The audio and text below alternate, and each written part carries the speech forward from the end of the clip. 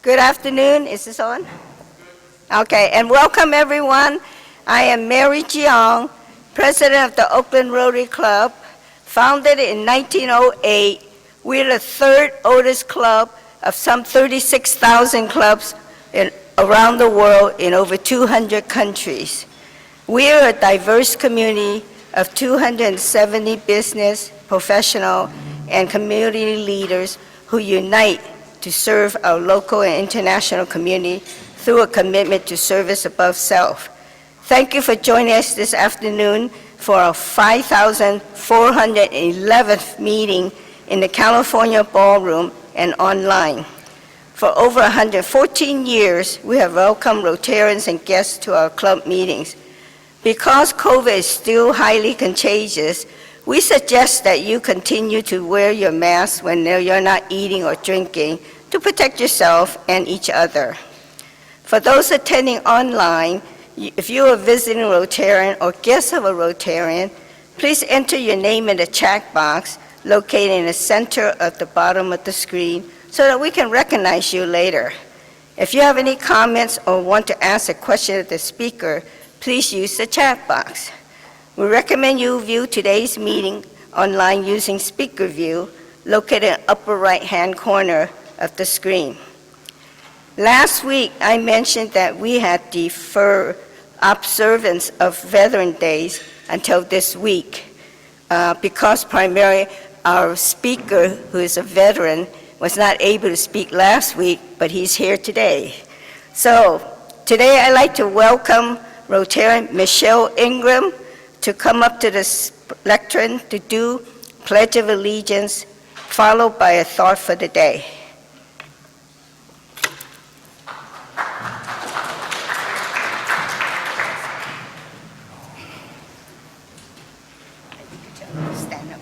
Please stand up and face the flag. I pledge allegiance to the flag of the United States of America and to the republic for which it stands, one nation, under God, indivisible, and justice for all. My name is Michelle Ingram. I was a veteran. I'm a U.S. Navy veteran. I served for 3 years during the height of the Vietnam era. So when I was looking for quotes, I found a real interesting one from Abraham Lincoln, but he had some trouble with pronouns. So I felt if I read it, it would not, and put the right pronouns in there. As you know, that during that period of time, women did not serve. So, but we serve now. So the thought of the day, on this Veterans Day, let us remember the service of our veterans and let us renew our national promise to fulfill our sacred obligation to our veterans and their families who have sacrificed so much so that we can live free. Thank you. This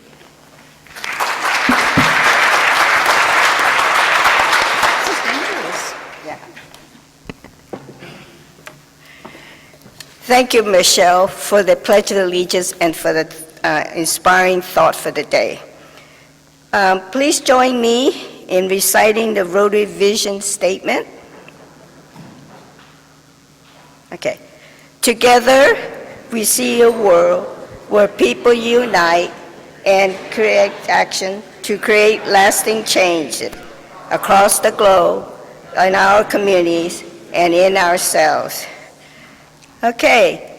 Past District Governor and past President Ed Jelen. Do we have any visiting Rotarians? President Mary, indeed we do. So I get to keep my job, at least for one more week. Thank you. First, I'm very happy to introduce from the Rotary Club of Lafayette, Al Webster. Please welcome Al to our club. Yeah. And then from the Rotary Club of Santa Cruz Sunrise, I'm happy to introduce Camilla Balutian. Please welcome Camilla. And Camilla brought a guest with her today, and I'm going to ask her, please, to introduce her guest. Hi, my name is Camilla Balutian, and I'd like to introduce Hannah Malik. He is the recent CEO of the American Red Cross of Northern California Coastal Region, and we're very excited that he's joined our team and to lead our team, and we're very excited that he's here today. And that does it for today, unless I missed a visiting Rotarian. Yeah, do we have any Rotarian with guests over there? Ed, behind you that way. So Ed, would you introduce yourself, your occupation, and then your guests? Everyone loves my occupation. I don't get it. My name's Ed Broyle. I run Chapel of the Chimes Funeral Home here in Oakland. This is Mark Frattini. He is on the cemetery side. I'm on the funeral home side. Mark takes care of the cemetery. Okay.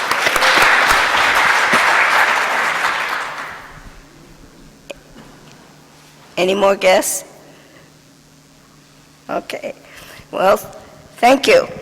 Well, guests are always welcome to visit our club, and also, any guests online, Gabe? No.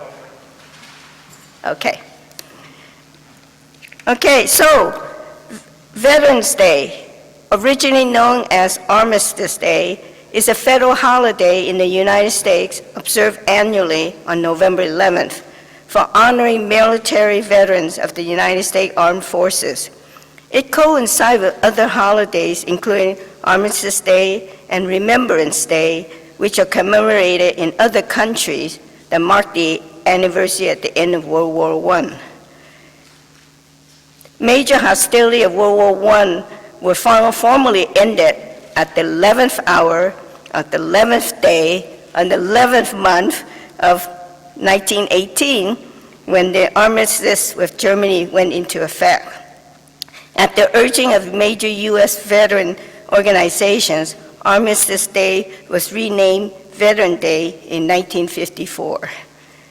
Today, we like to honor Rotarians who are military veterans of the U.S. Armed Force. They are Michelle Ingram, U.S. Navy; Wise Allen, U.S. Navy Army; Wayne Goodrow, U.S. Navy; Phil Holt, U.S. Navy SEAL; and Bob Peltz, U.S. Air Force for 32 years. Michelle, Wise Allen, Bob Peltz, and Phil Holt on Zoom, please stand up so that we can thank you and other Rotarian veterans who are not here in person for your service.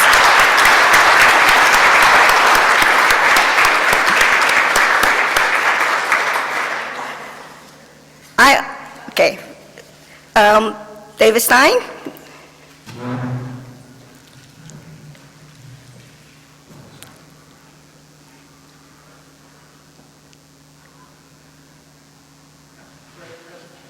Does it work? It's on? There we go.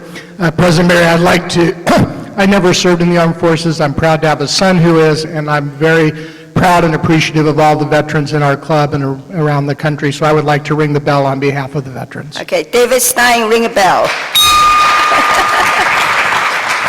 Okay, David, you and I must be thinking of the same vein of line, because now I'd like to ask Rotarians to stand, all Rotarians, if they have family members like husband, wife, brother, sister, son, parents who are veterans or have family members who are currently serving in the military. Please stand. We'd like to recognize your family members who have served military service.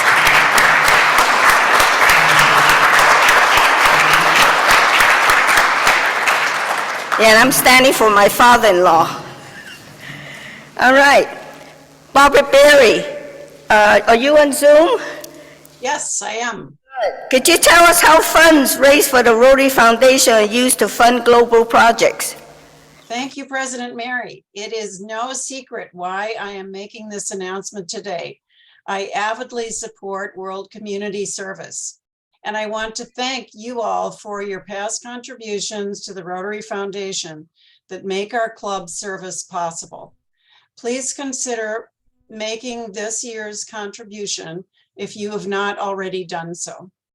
I only have time to show you 2 slides that hint at the many projects we do that are so beneficial, that build goodwill and better friendships around the world. These slides show you significant improvements in these people's lives. This slide shows you a toilet with a woman standing next to it. Now she doesn't have to travel out into the fields at night and risk being raped. and she doesn't have to pollute the ground with disease-creating habits. She is safer, and her community is safer. This slide shows you a soak pit, S-O-A-K. Instead of gray water pooling around the house from kitchen waste, creating a danger of insect-borne diseases, and making enemies of their neighbors who hate the mud that the kids play in, the gray water soaks back and filters underground to support the water table in this dry and dusty climate that does not have enough water in the first place.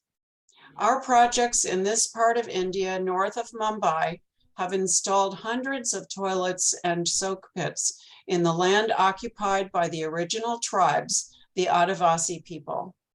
These are just two examples of ways you are making a difference in people's lives through your Rotary Foundation gifts. Our club is well known for its amazing projects. This happens because we have good funding and dedicated Rotarians. The funding is directly related to how much we give each year to the Rotary Foundation, because the amount we give determines the amount we receive back. Besides donating, I encourage you to be involved. What is your Rotary dream to make a difference in the world? Join our Carl Stuckey World Community Service Committee to make it happen. Last and very exciting, and directly as a result of our support to a global grant with the Rotary Club of Cupertino, several places have been reserved on a trip to Cambodia. And I share this invitation with each of you, not just our committee. But you have to decide immediately and tell me no later than tomorrow. Sorry about the late notice. Here is a meaningful chance to travel to Cambodia for a service project on the global grant called Children's Dreams. It brings poor children back from the fields after COVID into school with remedial education to catch them up after the delay. This trip will include visiting with Rotarians of the Sankhe Batambang Host Club, as well as hands-on assistance at the school, working with the teachers to expose the students to basic English conversation and arithmetic, reading stories, and playing games. Weekday volunteering at the school will be interspersed with sightseeing to Angkor Wat, the floating village, Nam Kulan National Park waterfall, and even a potential trip to Bangkok. The dates are January 21 to February 1, 2023. Get this, the land-only tour price is only $1,750 per person, double occupancy, or for a single room at $700. If you have not been on a Rotary service trip before, I strongly urge you to consider this one, as it promises to be stellar. Call or email me, Barbara Beery, to learn more details and to make your reservation. Then I will contact Cupertino to hold your place, and the rest of the details can be worked out. Thank you for donating. Thank you for getting involved to direct your money to make a difference in the world. Break it right now. Yeah, Before this, Yeah. after the TRF, they're going to do 3 songs. okay. Okay, I'd like to break this meeting for a special announcement. We're having a visit from the Cal Straw Hat Band right now.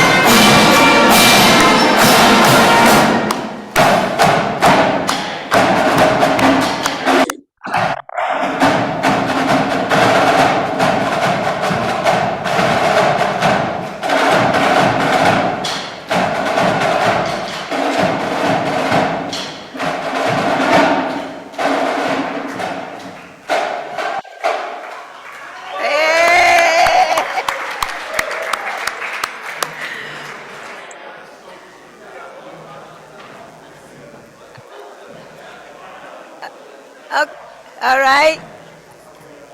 Lois, you wanna, I see a bell ringer beacon. Someone give a mic to Lois. Mike?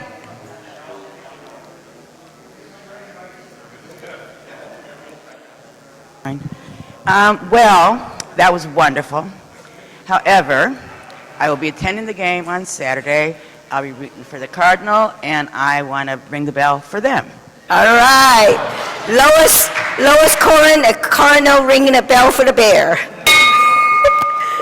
Okay, so now it never get old listening to this band every year. I think, how long has it been? Anybody remember how long we have the band every year? At least 10 years that I know of. But anyway, it never get old. So anyway, Pam Clausen, you're going to have a tough act to follow, but will you please tell us why you donate to the Rotary Foundation?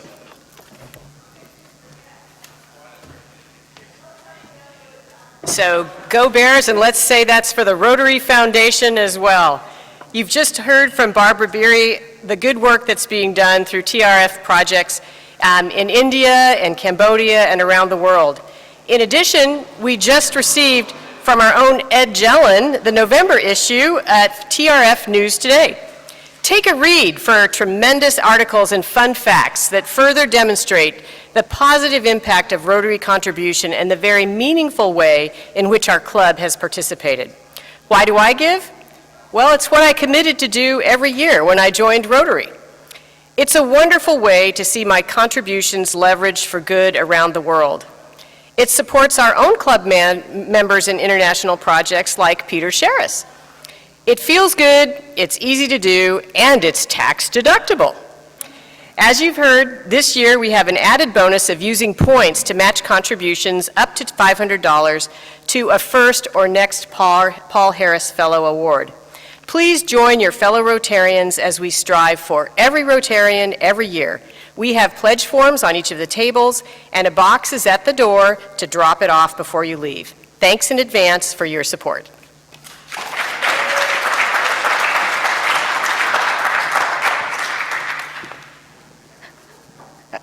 Lawrence Marcus Padilla, the big game between Berkeley and Stanford will take place at UC Berkeley on Saturday, November 19. Can you tell us what treat might be in store for a lucky Rotarian?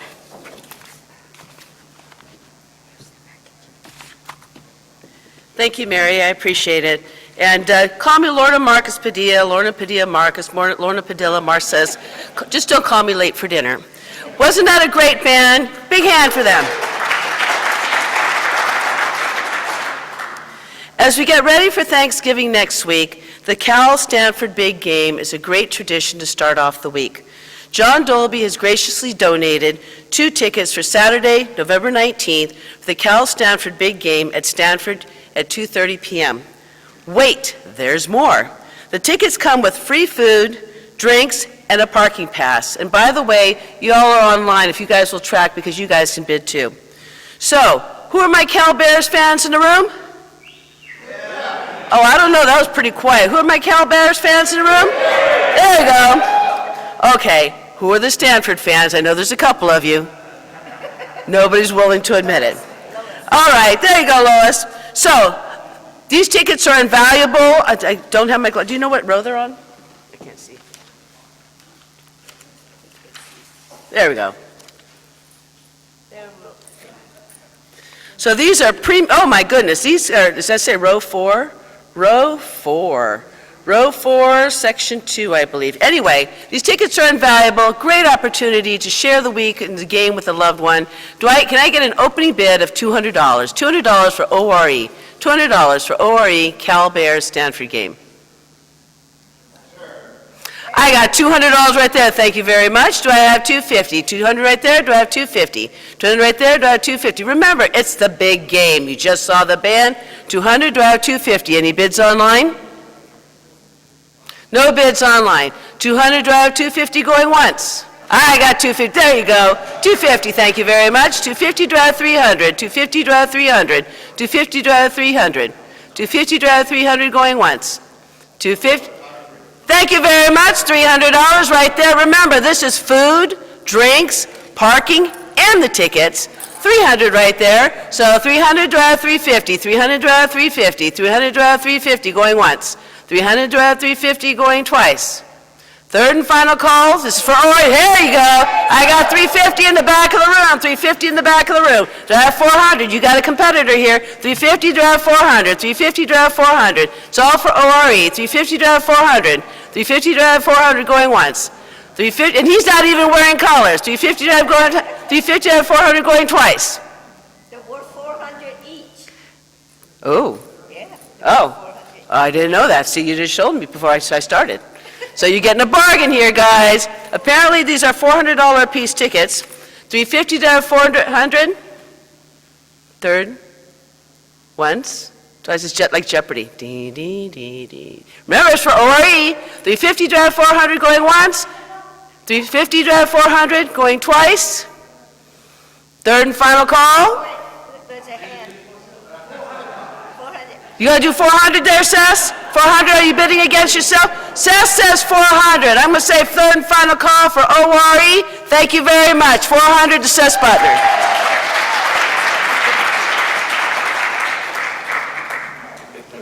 Okay. Well, enjoy the game, Seth.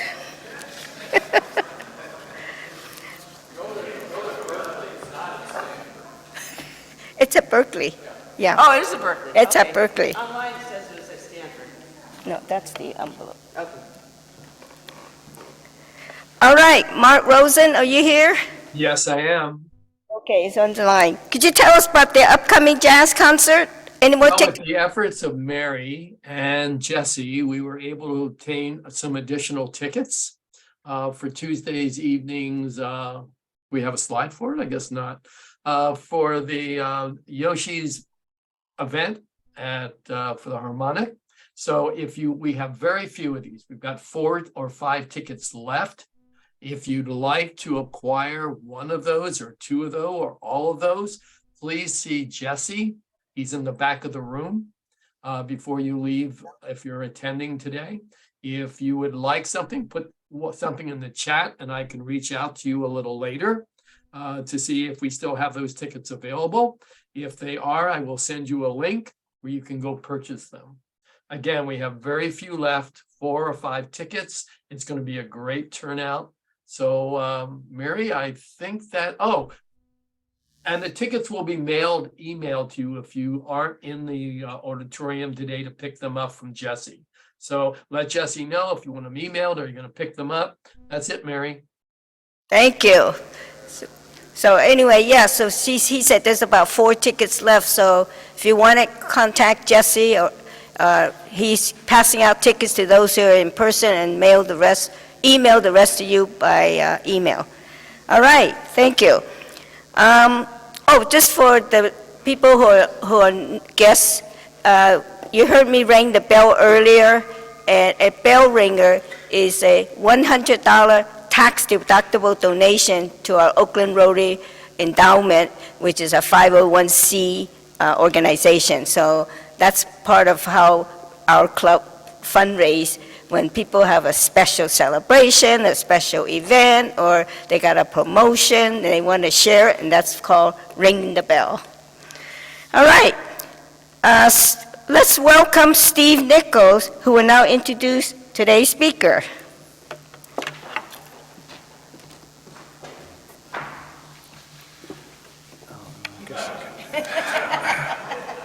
Thank you, President Mary. Fellow Rotarians and guests, welcome today. We have with us today someone who really has taken to heart making action to create lasting change. Mike Pereira has had a long career in the refereeing world, and in fact he was, I think, VP of NFL officiating, right, if I remember from your brief bio.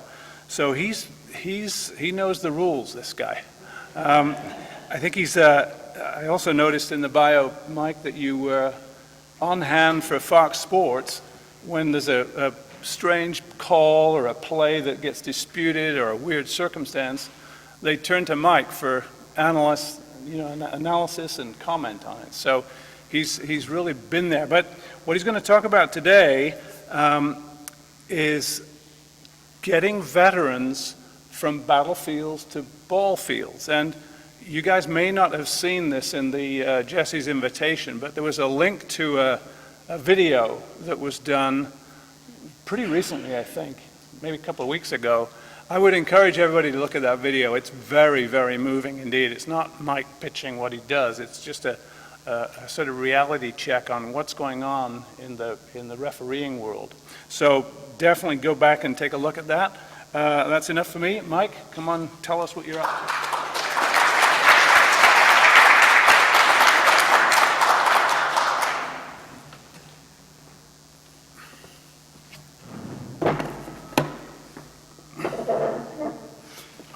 Thank you very much. I will just say this. There's nothing better than college football. I mean, college football is such a beautiful sport. I hope it doesn't continue on the direction that it's going, where we're paying players and we're doing all this stuff now, but the pure sport in the college level to me is so fantastic. Michelle, thank you for your service.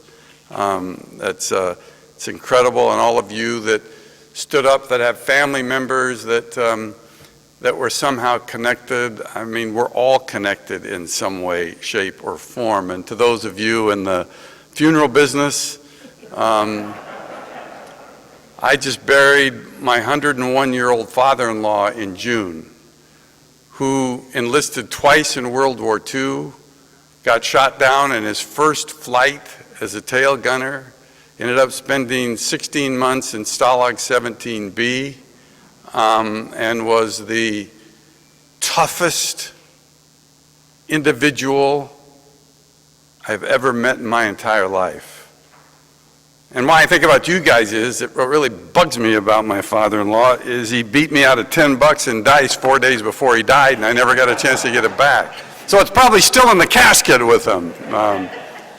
But it is a pleasure to be here, and it's a pleasure to see things that sometimes I don't see, your vision statement.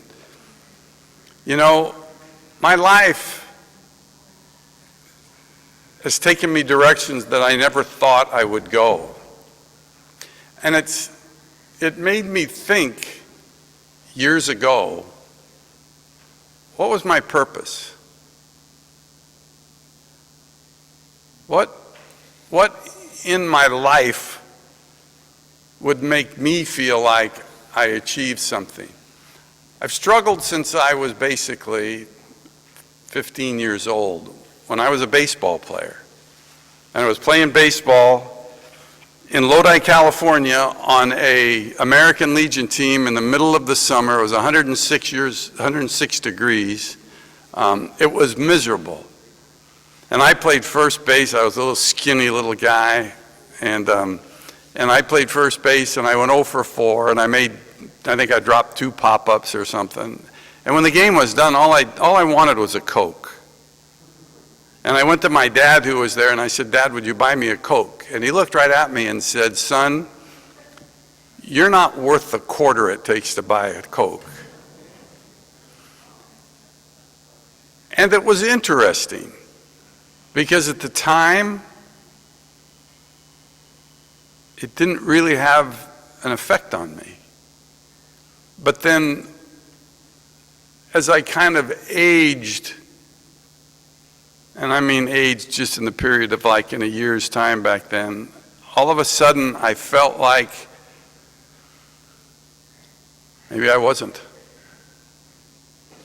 Maybe I wasn't worth the quarter. Maybe my dad wasn't proud of me.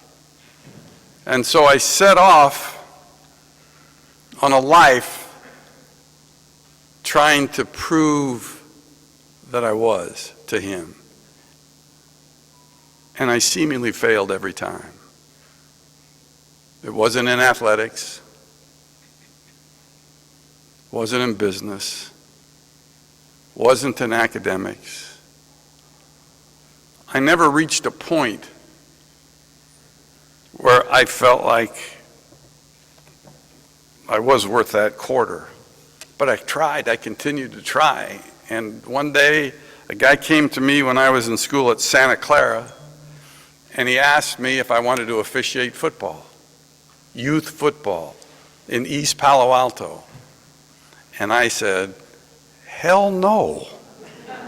What do I want to do that for? And he said, why? It's just youth football. It's kids. And I said, I don't care. I don't want to officiate. He said, well, your dad has officiated. And I said, well, maybe that's why I don't want to officiate, because I used to see him get yelled at. Why do I want to get yelled at?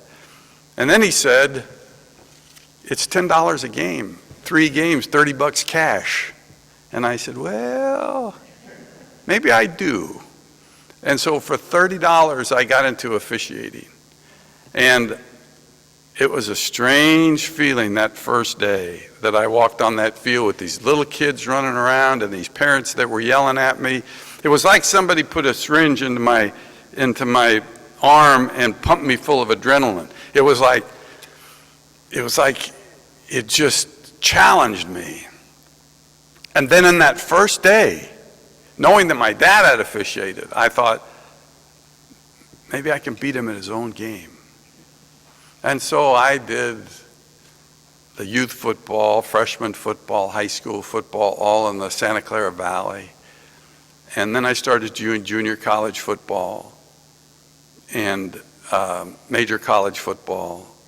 And then in 1996, I got a call from the NFL, and they were going to put me through a background check to see if I could qualify to officiate in the NFL. I went through an FBI investigation, they walked my neighborhood, all of that stuff.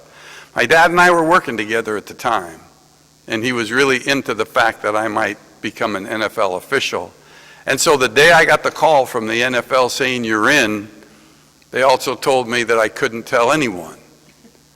And I wanted to tell my dad. I said to a guy named Jerry Seaman, can I tell my dad?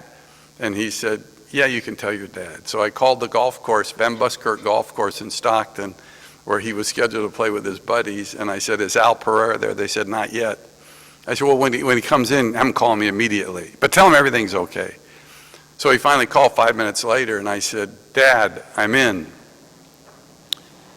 As my father would be expected to say, you're in what? And I said, Dad, I got in the NFL. No response. Silence on the phone. And I'm a weepy kind of guy anyways.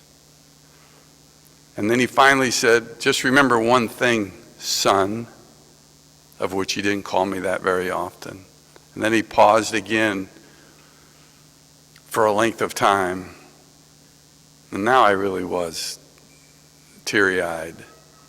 And finally, after about 20 seconds, he said to me, just don't screw the 49ers, and he hung up the phone. And then that night, when I saw him, he said, you know, I walked away from that phone, I walked out to the first tee, and my buddies were all there waiting for me. I put my ball in the tee, and he said, son, I hit the longest drive I've hit in my entire life, which was his way of telling me that he was proud of me. And so I embarked on this journey of football in the NFL, on the field, in the office, not a Fox. And yet, I don't know, in my search to try to please my dad, I felt like I hadn't still found my purpose. I didn't feel like I had established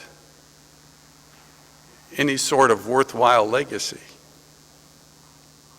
which everyone that says they don't care about their legacy, every one of those people care about their legacy. And if you went on Wikipedia on mine, my legacy was that I was the person that was responsible to for having football officials wear pants instead of knickers, which obviously is pretty meaningless. And then one day, on a drive to Oregon, see, I go to Oregon every year and I drive by myself. I live in Sacramento, and I go to Bend, Oregon. And every day, every year I do this, and when I get past Sacramento Airport, I turn off everything. All noise, no book on tape, no sports talk show, no music, just 6 hours of silence. And it's interesting in 6 hours of silence that it's not really silent. You take some time to think about what's going on in your head, uninterrupted by any outside influence. And on that drive, I had met 6 homeless veterans a month before. And I was overwhelmed at the issues they faced. They basically had nothing. And I was thinking that I didn't serve, that I was in the birthday lottery year, and my number was high, so I didn't serve. And I'm thinking about these guys, and I'm feeling so bad, and I'm feeling guilty for not serving. And then I was thinking about the shortage of sports officials, which obviously I'm a part of that, and the shortage is unbelievable around the country in every sport. And you can pin it to one easy reason. The sportsmanship in athletics now is horrible. Officials are treated without any respect at all. And when you do all the exit interviews, is it the players that drive them away? No. Is it the coaches that drive them away? No. The number one group, or the parents. Because you start to officiate youth football like I did, and that's when you know the least, and that's when you get yelled at the most. And a lot of people can't take it. So then I'm thinking about my veterans that I met. Thinking about the characteristics that a veteran must have: courage, commitment, teamwork, confidence, mission. Then I'm thinking, that's the same thing I looked for when I was trying to find officials for the NFL. And so I thought, could we marry the two together? And could we recruit veterans to become sports officials in their communities to help them integrate back into their communities? And all of a sudden I'm driving and I'm thinking about this, and I thought, man, this is maybe something that is really possible. And every time I go, I stop at the same gas station on the way to Bend, Oregon. I stop in Weed, California, and I fill my tank in Weed, and I'm filling my tank, and then out of the clear blue sky, I'm thinking to myself, what would I name this? And this came to me as Ballfields to Ballfields. Now I raced up to Oregon, I tell my buddies there, they think it's cool. I race back, I go to Fox, they think it's cool. And so I embarked on this trek to give scholarships to veterans to become sports officials in their communities, to pay all of their costs to become an official, no matter what sport, no matter where they live, to get them involved. This was 2017, and to this day, our little foundation in Sacramento, out of Sacramento, has now given scholarships to veterans in 38 states. We have given over 800 scholarships in our time. And if you get a chance to look at the video that they sent out, I would like you to think about what I have said. Think about a purpose in life. And I achieved my purpose when a veteran in Rochester, New York, who signed up, he had PTSD so bad, but he signed up with our organization. He was going to try to officiate. He didn't have a job.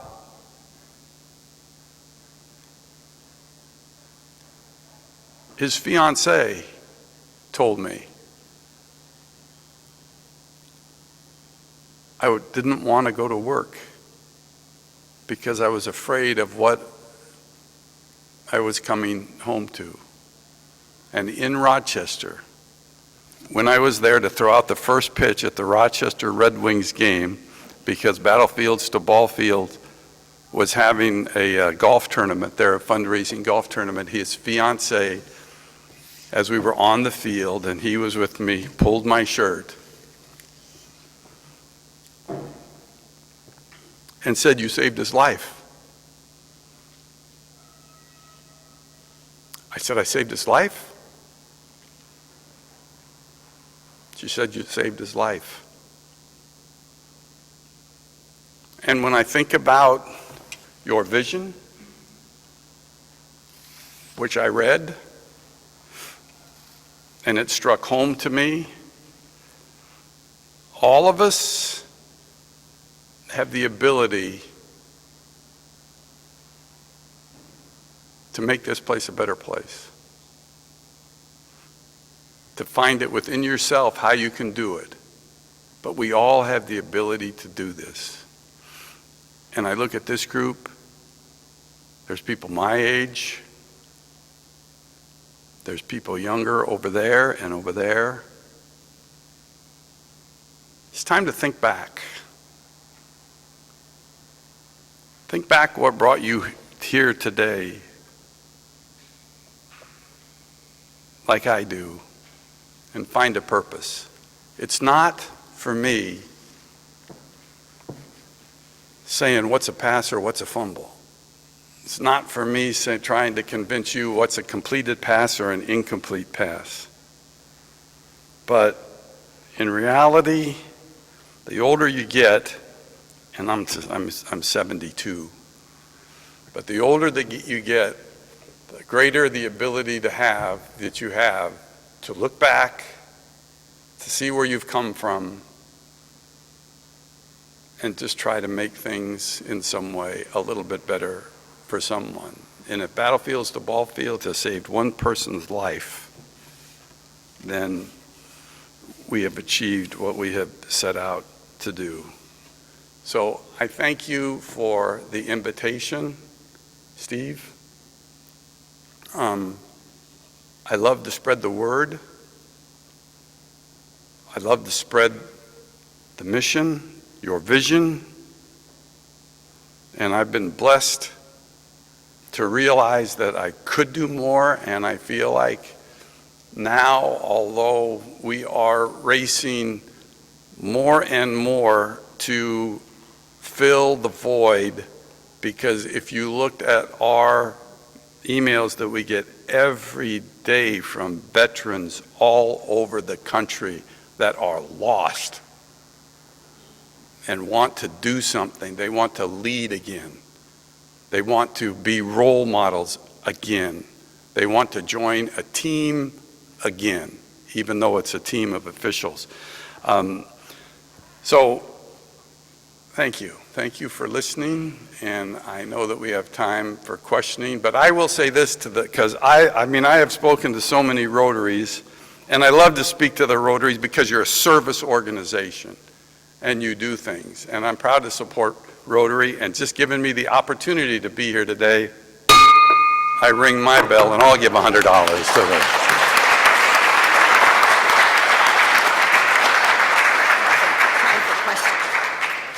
Someone have question, please. Oh, here, go to the mic. I moved your that's stand. Right, you stand there.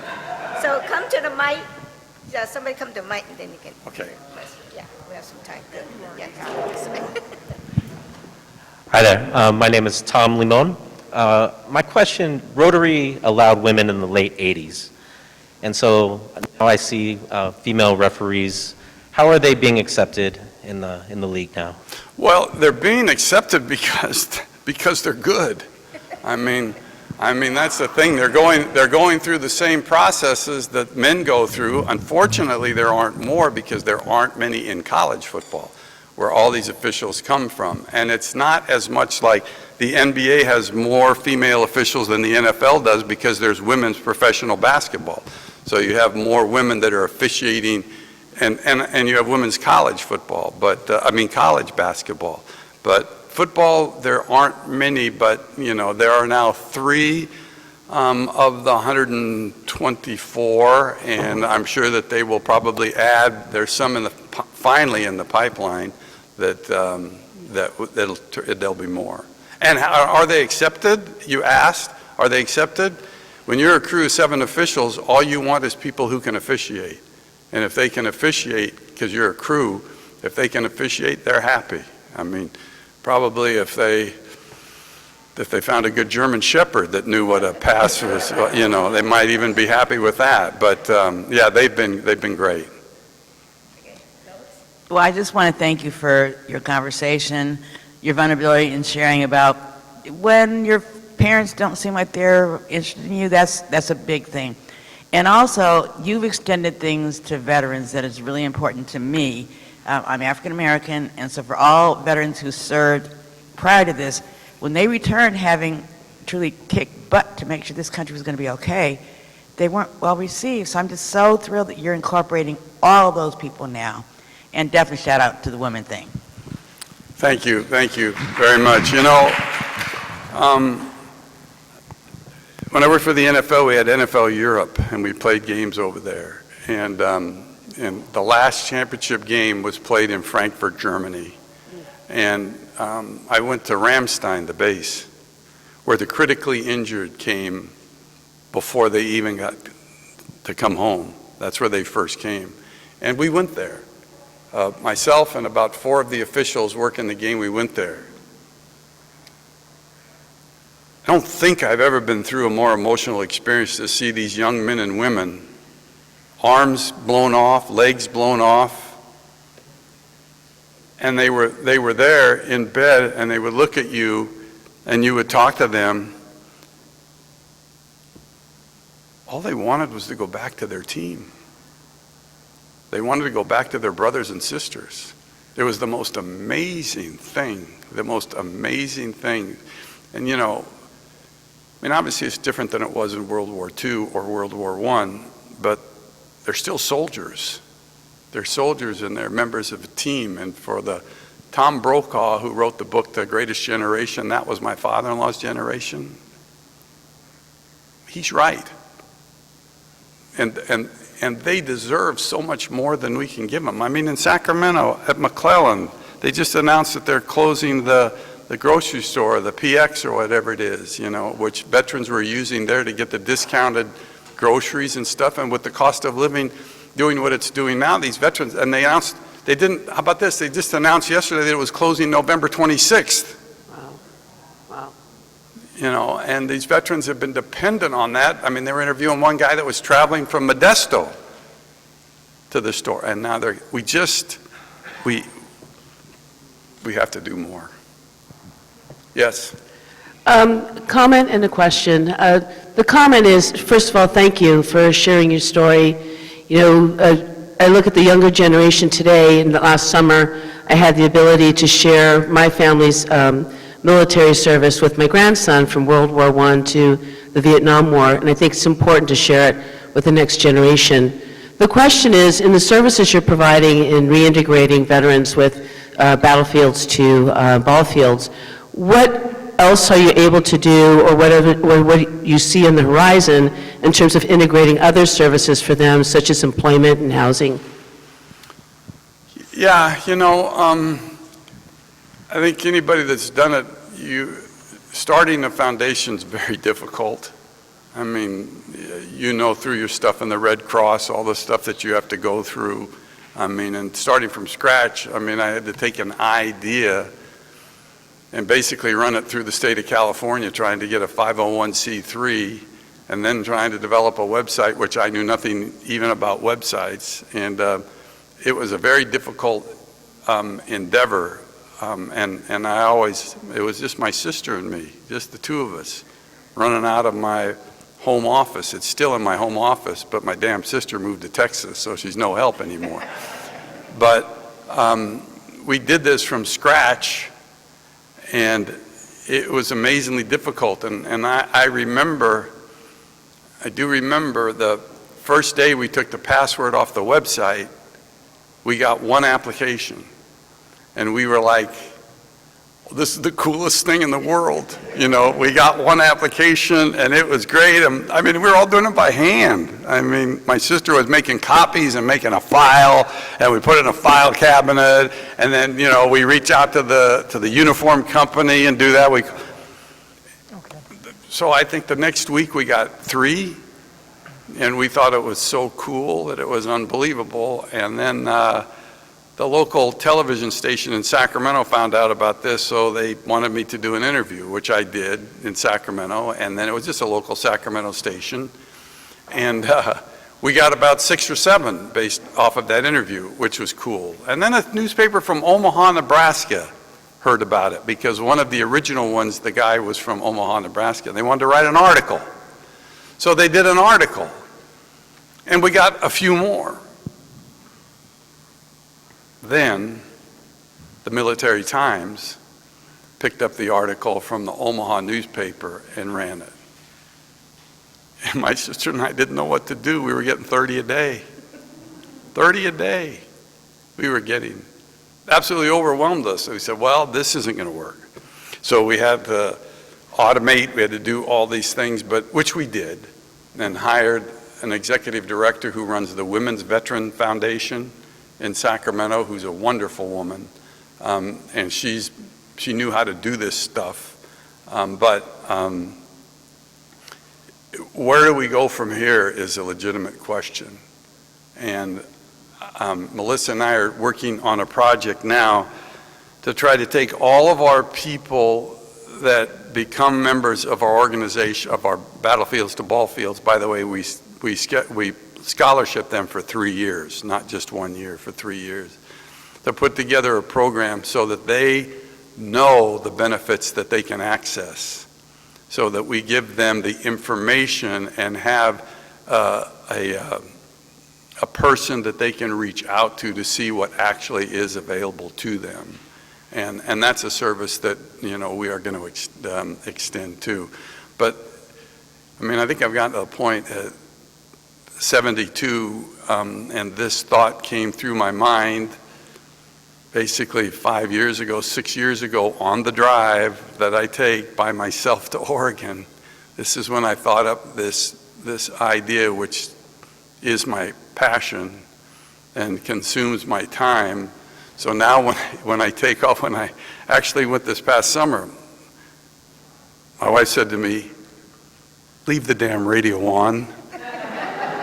He said, you've got enough on your plate now. Leave the radio on so you don't come back with something else. But yeah, we just hope to expand in numbers, quite frankly. So I have a question. Yes. So when you got your first application and so on, how did you get the funding for those scholarships? Right out of my wife's checkbook. I mean, we funded the whole thing.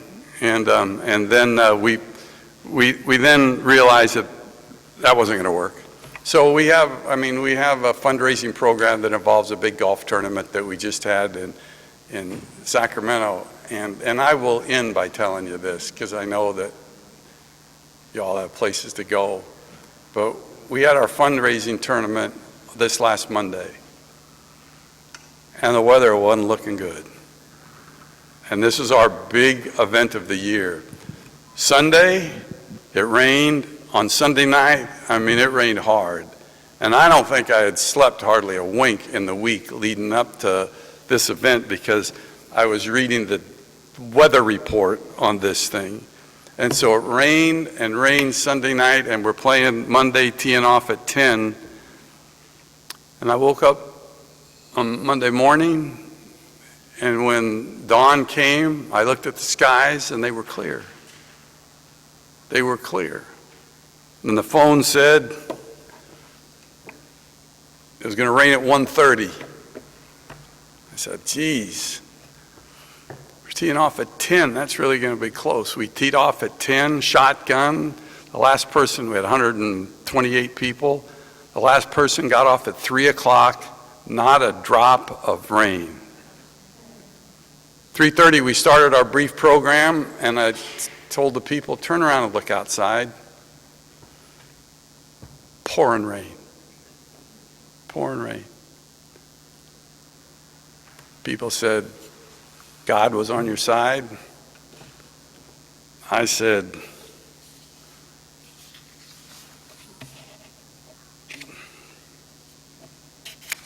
Roy Schneider was on my side. My 101-year-old father-in-law, who was watching over us with all the other veterans up there, making sure we got it in. And we did, and we did. Thank you so much. I appreciate it. I'll have my $100 to give to you, too. Okay.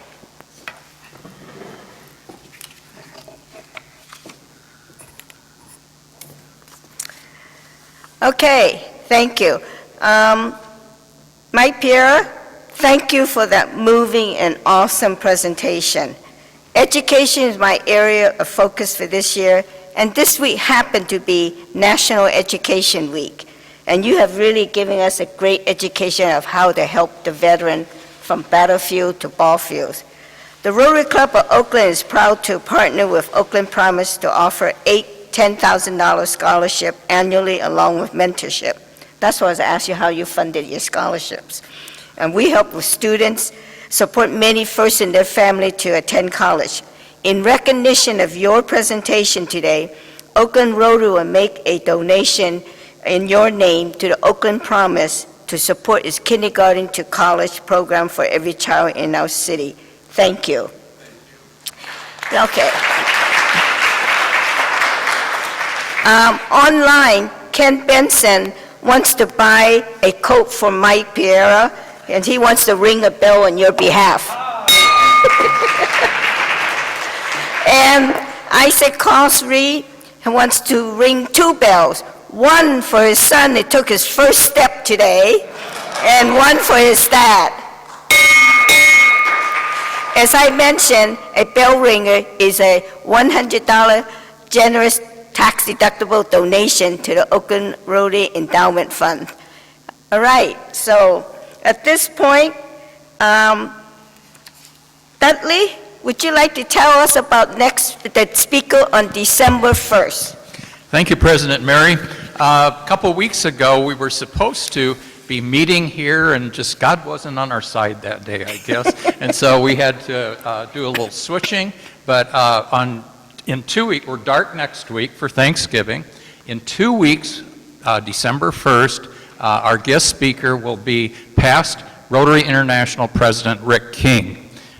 Rick is an amazing person. If you haven't heard him speak before, many of you know of the Rick King Speech Contest that we are involved with every year.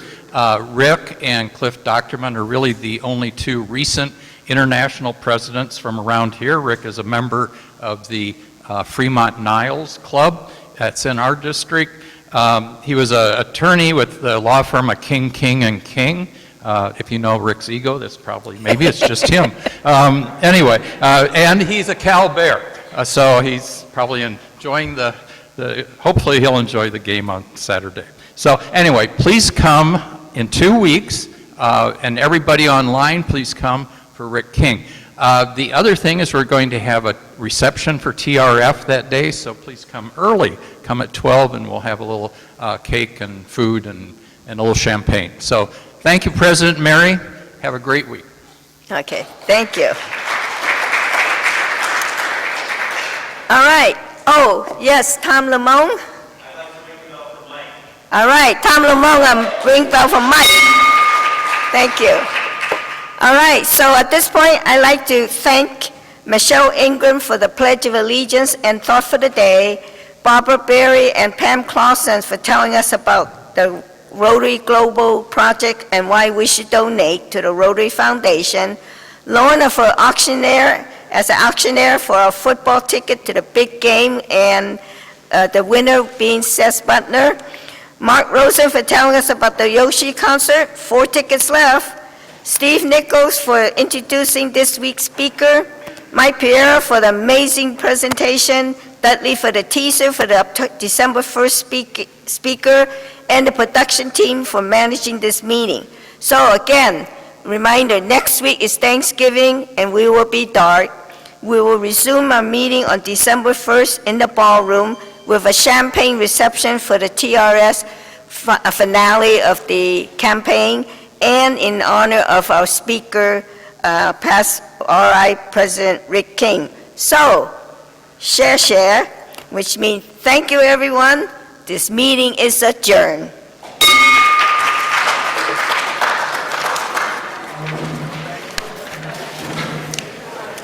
Veterans Day. You know, on November 11th, 1918, the First World War came to an end. More than 100,000 Americans died in the war, and more than 200,000 had been wounded. November 11th has been an official federal holiday since 1938. And today on Outside the Lines on SportsCenter, we spotlight a program that has been created to help veterans and at the same time address a crucial shortage in youth sports. Here's Jeremy Schaap. There is a suicide crisis in the American military community. The Department of Veterans Affairs says 17 veterans die by suicide every day. And a widely cited Brown University study published last year estimates that a total of more than 30,000 active service members and veterans from the post-9/11 era had died by suicide, more than 4 times the total of deaths in war operations since 9/11. So what can be done? How can sports help address this mental health crisis? For some, therapy and hope have come in the form of a whistle. Here's Ryan McGee.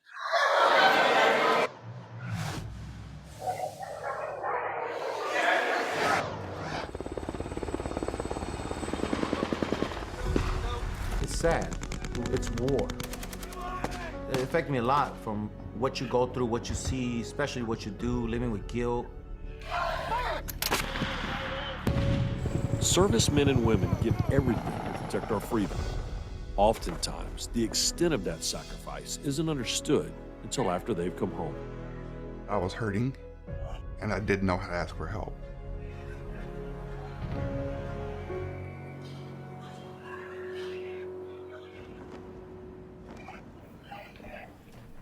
Commander's coins given for excellence. It was 2015. April 1st was my retirement date, and it was the week before Thanksgiving was when I realized that I needed help. The wheels kind of fell off of life, so to speak, for me. I'd overdosed on pain meds, muscle relaxers, and alcohol. I was dealing with moderate, sometimes occasional severe PTSD, anxiety, depression. After my 3rd deployment, I got injured. I couldn't move my legs, I couldn't feel them, my arms still get tingling. PTSD was off the roof. And as I started my process to get medically retired. After I got out in 2014, them 2 years were very hard for me, like not knowing what to do, not understanding why I'm feeling like this or what I'm going through. The walk toward healing can lead us all into unexpected places. For veterans, such as Hector Tarango and Jamison Pilgrim, it has led them into a corner of the sports world struggling with a crisis of its own. Personal foul, grabbing the face mask, 15-yard penalty against the defense, tacked onto the end of the run, first down. Mike Pereira's life has been lived between the lines, spending 14 years as a college football official, 2 seasons as an NFL side judge, a decade as the NFL's VP of officiating, and now a TV rules analyst. But the profession that Pereira is so passionate about has become plagued by a serious problem. There are not enough officials all around the country. The sportsmanship is so bad at the lower levels that people quit.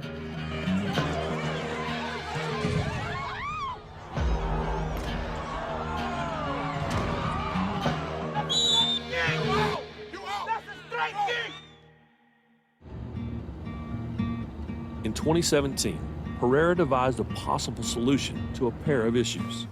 After meeting with a group of homeless veterans, he took a long ride up the Pacific coast, and an idea clicked. I'm just driving there thinking about these veterans and how, they weren't being taken care of. I start thinking about officiating, and the shortage of officials. And so I thought, could I put together something that could marry the two and get veterans involved in officiating? That question led to the creation of Battlefields to Ballfields, aimed at helping veterans reintegrate into their community through sports officiating. It begins with scholarships, covering the costs of equipment and training, with the goal of getting them on the playing fields. But it also does so much more. What Battlefields to Ballfields does is takes those that are hurting, right, that really need to be able to be a part of something, to have that fellowship and find that fellowship, and they give them an avenue to do that. It was a struggle finding my place and what I could do to support myself as well as provide stability. So I did some research for services for veterans, and that's how I came across Mike's program, B2B. We heard that officiating has made a difference in his life, but it never hit me like it hit me when his fiancée, she said, "You saved his life." She said, "I used to not want to go to work because I was afraid of what I was going to come home to." And one day she said, I came home and he had a smile on his face. And he said, "Battlefields to Ballfields, officiating. I'm going to try this." Without B2B, I would probably still be lost.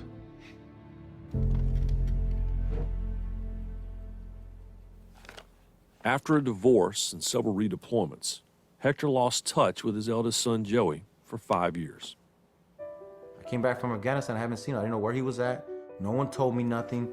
I called, nothing. In 2015, they reconnected, but their relationship needed work. At that time, I really despised my dad. I feel like he never took time to see me. Our relationship wasn't great. That's when a call from Mike Pereira gave Hector the opportunity he needed. Because I got this program, I'm doing this for vets, help them get back out in the street. You know, I heard you needed the help. I said, I don't need no help. If you want to help me see my son. He goes, I can't guarantee that, but I heard your son plays football. Maybe this can help you. After Hector joined B2B, the relationship between father and son was strengthened through a common interest. He even officiated some of Joey's games. It was a good time. He would just nudge me on the field, and I was like, all right, yes, my dad. It meant the world to me. I finally had a thing that I needed. I'm very, very blessed because my son did come live with me. Never in a million years did I think, Mike Pereira would come talk to me about reffing or inspire me and help me. Oh, you got a ringer, not a stinger. Those veterans out there that are looking for camaraderie, looking for that teamwork environment to feel safe and stable, do it. B2B is there, do it. That's been kind of my message over the last few years to groups that I go speak to. Listen to about the Hector Tarangos and the Jameson Pilgrims, because you can make a difference in people's lives. You can. Ryan McGee reporting. Battlefields to Ballfields is now active in 38 states and has awarded more than 750 scholarships to make it possible for veterans to become game officials. For more on this story, you can find Ryan's digital piece online at ESPN.com. He was also the guest on today's edition of the ESPN Daily Podcast with Pablo Torre.